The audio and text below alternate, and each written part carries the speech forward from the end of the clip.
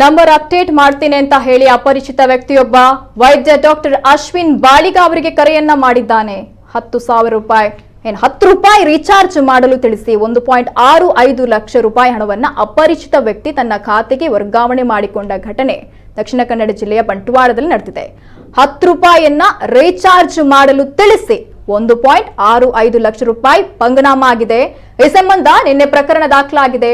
ಬಿಸಿ ರೋಡ್ನ ವೈದ್ಯ ಡಾಕ್ಟರ್ ಅಶ್ವಿನ್ ಬಾಳಿಗ ಅವರ ಮೊಬೈಲ್ಗೆ ಏಪ್ರಿಲ್ 29ರಂದು ಸಂಜೆ 5:30ಕ್ಕೆ ಅಪರಿಚಿತ ವ್ಯಕ್ತಿ ಕರೆಯನ್ನ ಮಾಡ್ತಾನೆ. ಜಿಯೋ ನಂಬರ್ ಅಪ್ಡೇಟ್ ಮಾಡೋದಾಗಿ ತಿಳಿಸಿ ಗೂಗಲ್ ಪ್ಲೇ ಸ್ಟೋರ್ನಿಂದ ಕ್ವಿಕ್ ಈಸಿ ಆಪ್ ಅನ್ನು ಡೌನ್ಲೋಡ್ ಮಾಡಿಸಿದ್ದಾನೆ. ನಂತರ ವೈದ್ಯರ ಮೊಬೈಲ್ನಲ್ಲಿ ಮೈ ಜಿಯೋ ಆಪ್ನಲ್ಲಿ 10 ರೂಪಾಯಿ ರೀಚಾರ್ಜ್ ಮಾಡಲು ತಿಳಿಸಿದ್ದಾನೆ. 10 ರೂಪಾಯಿ ರೀಚಾರ್ಜ್ ಮಾಡಲು ತಿಳಿಸಿದ್ದಾನೆ. ಅದರಂತೆ ಅವರು ತಮ್ಮ SBI ಬ್ಯಾಂಕ್ನ ಡೆಬಿಟ್ ಕಾರ್ಡ್ ವಿವರಗಳನ್ನು ಹಾಕಿ 10 ರೂಪಾಯಿ ರೀಚಾರ್ಜ್ ಮಾಡಿದ್ದಾರೆ. ಕೂಡಲೇ ಅವರ ಖಾತೆಯಿಂದ ಇದಾದ ಬಳಿಕ 10,000 ರೂಪಾಯಿಯಂತೆ 3 ಬಾರಿ ಮತ್ತು 45,000 ರೂಪಾಯಿಯಂತೆ 3 ಬಾರಿ ಹಣ ವರ್ಗಾವಣೆಯಾಗಿದೆ. ಒಟ್ಟು 1.65 ಲಕ್ಷ ರೂಪಾಯಿ ಹಣ ಅಪರಿಚಿತನ ಖಾತೆಗೆ ಟ್ರಾನ್ಸ್ಫರ್ ಆಗಿದೆ. ಸದ್ಯ ಈ ಸಂಬಂಧ ಡಾಕ್ಟರ್ ಅಶ್ವಿನ್ ಬಾಳಿಗ ಅವರು ದೂರನ್ನು ದಾಖಲಿಸಿದ್ದಾರೆ.